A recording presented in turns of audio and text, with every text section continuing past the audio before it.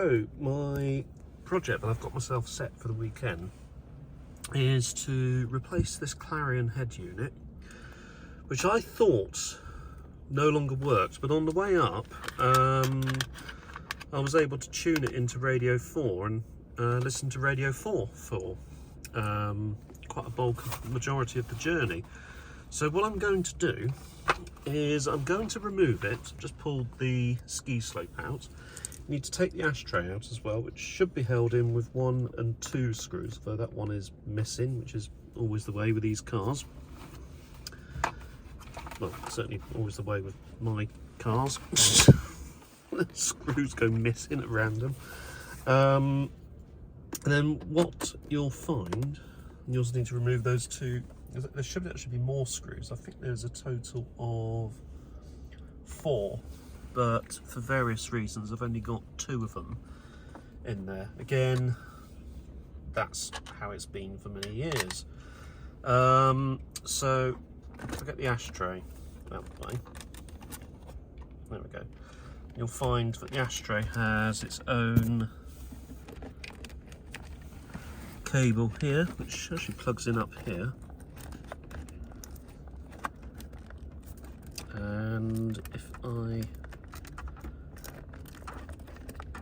actually, I can probably leave that because that gives me enough space to get in there, so I can leave the ashtray plugged in, but it terminates into this connector here. Now, what I'm going to do is take this out. So there's just the 2 screws there. Take the head unit out, and there is a loom that goes from the head unit and terminates somewhere in the center console. I can't remember where, but I do remember dealing with it many years ago. So we're going to give that a go now and see how we get on. So for the minute, I will be back shortly once I've got this out. There we go. So this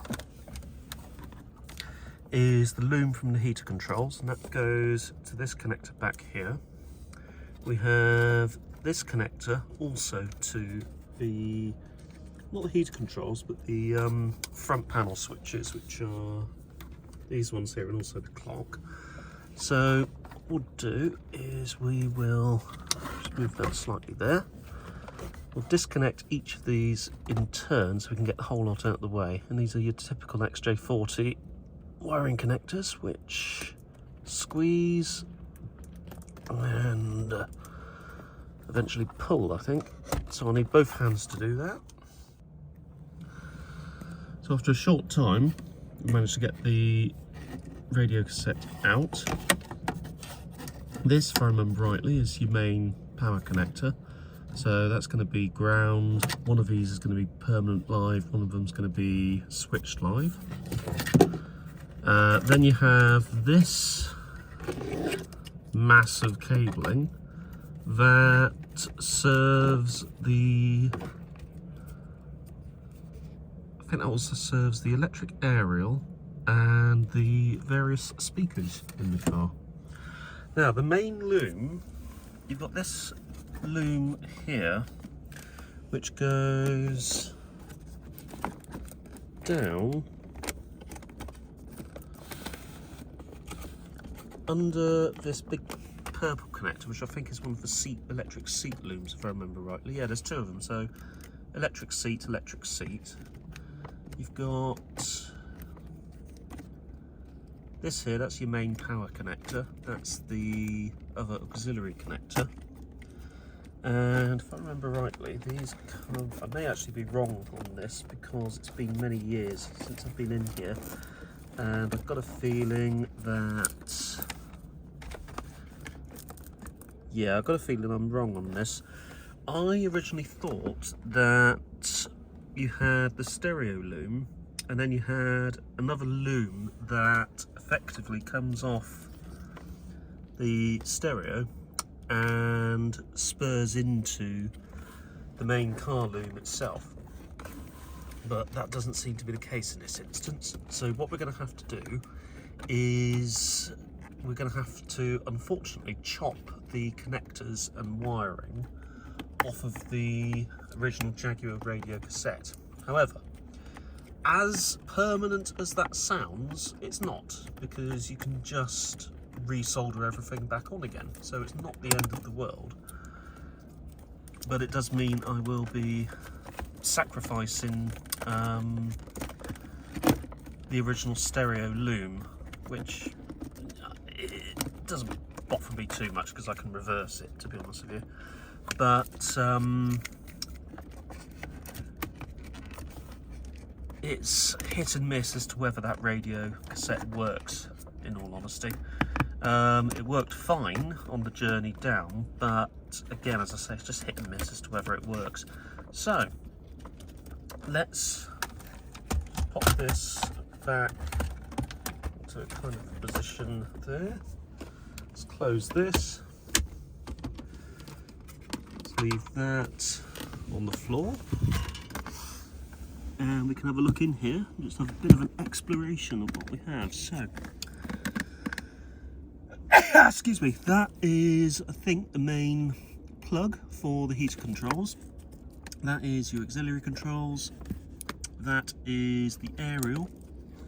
That isn't connected to anything, neither are these two. Seat and seat. That looks like a large power connector for something, not sure what. That is the cigar lighter, so that was that power connector there. And obviously this is the J-gate assembly here. So it doesn't actually take all that long, and you're actually into the depths of the centre console, which is quite nice. You've got these two stabilising bars either side. Another pair of stabilising bars here for the dash, and this is the, I think that's the actual heater unit, so where the matrix lives. Because you've got a fan on this side and a fan on this side. It actually has two fans. And then you've got electric seat relay, electric seat relay. So all of this is already here. Even though it's not a car that originally had electric seats, everything is there ready to plug and play. And yeah, in total you've got 1, 2, 3, 4, 5, 6 screws to secure in that centre console. I will actually try and find some suitable screws so I can secure it in fully. Right, let's go and make up a new loom. So I have this reference XJ40 loom to ISO connector, and because the wiring colours are exactly the same on my connector for the outline, I'm using this as a template. And what I'm using are these things which I got from Temu. They seem to have a blob of solder in the centre, which you apply some heat to. The solder eventually melts and fills the whole thing with solder. And there you go. That is that.